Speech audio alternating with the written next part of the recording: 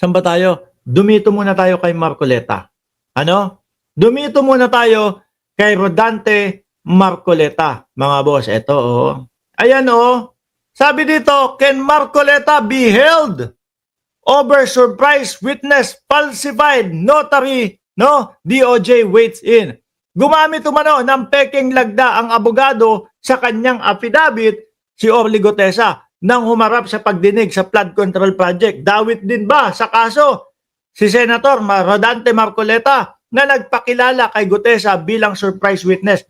Ito po ang sagot dyan, mga bossing. Ito po yung video niyan. No? Panoorin ho natin at mukhang talagang posible na managot at pwedeng makulong at pwedeng madisbar itong si si Marcoleta. Oh. Magandang hapon po sa lahat. Kapareho na ho ka, attorney, nang nasabi ni OIC NBI Director Magno, maaring makasuhan yung pagpeke doon sa notaryo. Ano po ba yung ano pa yung pwedeng kaharapin ng mga gumagawa nito? Perjury. Pwede din yan. Perjury. Falsification. Diba? Of documents. Tapos yung pagsisinungaling, dahil under oath si Gotesa at pagsisinungaling, mga kababayan, perjury naman yun.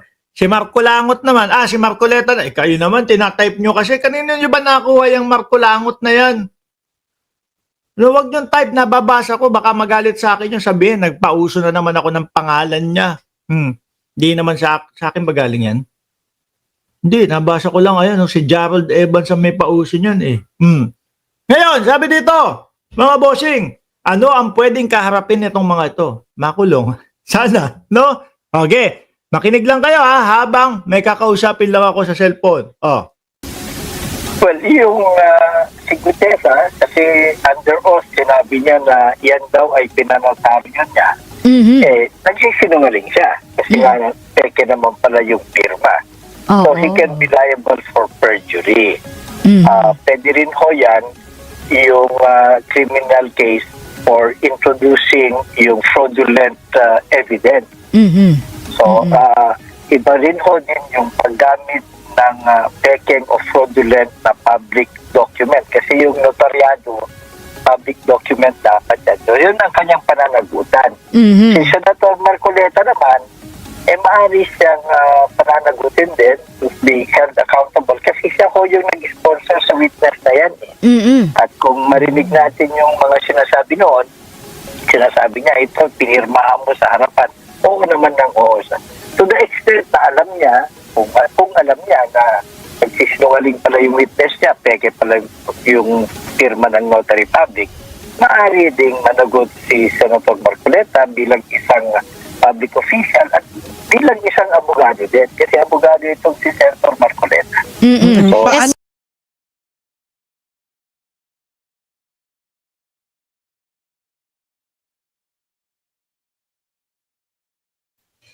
Nanto, salita ako ng salita. Nakalimutan ko palang nakamute. Ano na ba pinag-uusapan? Si Marcoleta, abogado daw ho, mga kababayan. Tuloy. Ano po yung kanyang knowledge sa fraud na nangyari. sa papaano po siya mapapanagot? Ethics complaint po ba o pwede siyang kasuhan? Baka disbarment pa nga yan kay Marcoleta di ba? Pwede ho siyang kasuhan. Hindi naman immune from suit ang mga senador. Pangalawa, bilang isang abogado, kung alam niya na merong depekto yung pagkanotaryo, hindi dapat niya yun pinesenta. So, Yun. Parang sa nakikita natin, mga boss chief mo, sir, ang may pakana talaga ng paglabas nitong si Gotesa, si Defensor at si Marcoleta. Tuloy. It really depends kung to what extent ang kanyang kaalaman.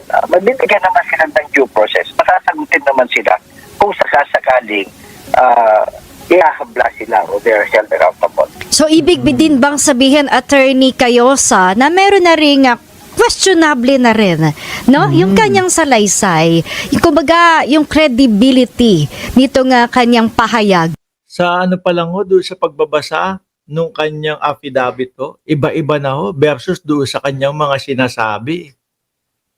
Doon pa lang ho, mga bossing, halata mo na eh. Doon pa lang ho sa paghingi ng witness. No? Doon sa salaysay niya, humihingi siya ng tulong na witness protection program.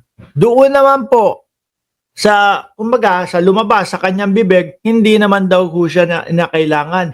Kasi naman daw ho, mga boss chief mo, sir, meron siyang baril. Ngayon ho, itong tao na to nagtatago. Hindi na makita ho. At ang dinadahilan ni Marcoleta, mga boss chief mo, sir, Sir Ed Ong, ay dahil meron daw nagpatong sa ulo ni Gutesa at kumbaga pagka ganun, pag sinabi mo may 5 milyon na pinatong sa ulo, ipapapatay, di ba? Kaya hindi lalabas. Sa tingin nyo po ba, may maniniwala doon sa sinasabi ni Rodante Marcoleta may nakapatong na 5 milyon sa ulo nito? Eh wala naman pong napatunayan ito doon sa kanyang mga salaysay. Pinagtawanan lang ho ng mamamayang Pilipino itong si Gutesa doon sa kanyang mga salaysay. Sa tingin nyo, totoo na may magpapatong ng 5 milyon dyan? Eh ultimo nga, bayang Pilipinas ang nagsasabi, hindi kapanipaniwala ang mga sinasabi ni Gutesa. O, kung ako yung pinagbibintangan yan, utragis ka, magsalita ka na magsalita dyan, bahala ka sa buhay mo. O, total naman, nakikita ko, naririnig ko, yung mga sinasabi ng mamamayang Pilipino sa mga affidavit mo, bakit pa ako mag-aaksaya ng panahon sa'yo? O, di ba? Hindi ho ako naniniwala doon sa may nakapatong na 5 milyon sa ulo ni Gutesa. Eto pa magkaiba sila ng sinasabi ni Defensor. Sinasabi naman ni Defensor is meron daw mga hindi ko lang sure kung AFP or whatever, mga retired or something like that, na nangangalaga kay Gutesa. O sino ba talaga ang papaniwalaan sa inyo? Baka talagang kayo lang ang ayaw magpalabas dito kay Gutesa dahil pag lumabas, nakita nyo na sablay-sablay yung mga pinagsasabi ni Gutesa, baka pag lumabas, lalong sumablay pa din. At kayo ay malaglag. Baka pati disbarment, mayari si Marcoleta. Dahil nga dito sa sinasabing, baka peke nga signature sa kanyang affidavit. Well, hindi na ho baka peke. Peke na. Kasi Peke, oo. inipistehan na ho ng RTC. Pwede na ho mismo yan. At it is within his power and jurisdiction. So yung written statement niya, talagang demolished yun. It's even a crime. It's even beyond credibility. Talagang krimen yung ginawa niya. Ngayon, May kulong yan. Malamang lalong hindi na to lalabas. Crisandro Bisasot, shout out sa'yo. meron din ho kasi siya nung maalala nyo, nung magsimula siyang magsalita sa Senado, nanumpa siya separately.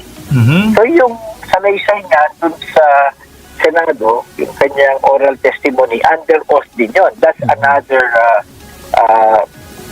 Pagka napatunayan, nakasinungalingan, yung mga pinagsasabi niya under oath, may kalalagyan talaga to. Perjury naman mga boss. piece of evidence. So, of course, it will still be valid kasi under oath naman, pero maaaring maapektuhan ditong fraudulent na pagkanotaryo ng similar statement niya. So, maaaring ma-infect.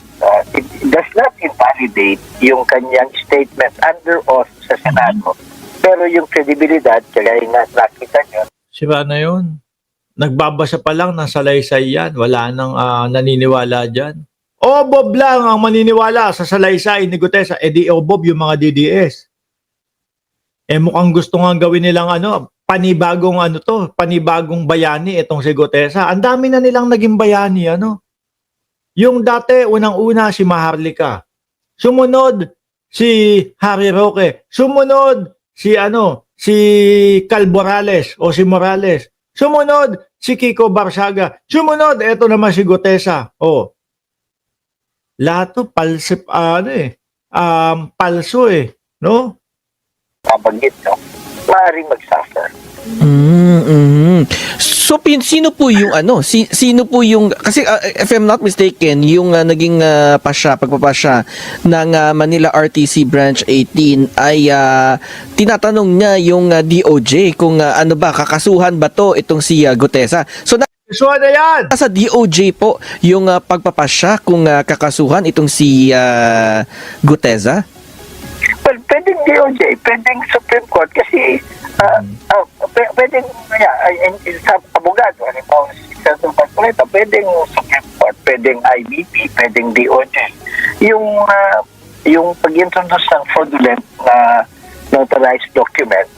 Sabi ni Darwin Portes, na itago para pag-aralan ang mga testimonya, pinakabisa muna ang mga sasabihin. Ako, sasablay pa din ho yan, lalo na kung yung mga isinulat nilang testimonya doon, na parang sinulat ni Marcoleta,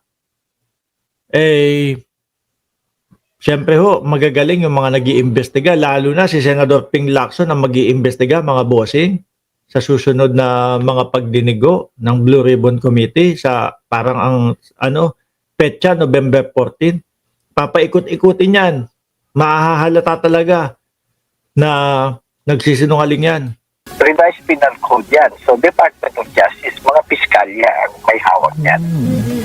So yun pala yung aabangan natin sa mga darating na araw kung ano yung susunod na magiging hakbang ng DOJ matapos nga yung desisyon ng Manila RTC. Oh, ito Oy, wag nyo kalimutan ha, si Marcoleta isama dyan ha. Oh. ka lang, wait lang. Kasi nga nagsilabasan na yung mga salin ng mga senador natin. Kasi may mga nagsasabi na, teka lang naman, totoo ba to? Parang ang liit.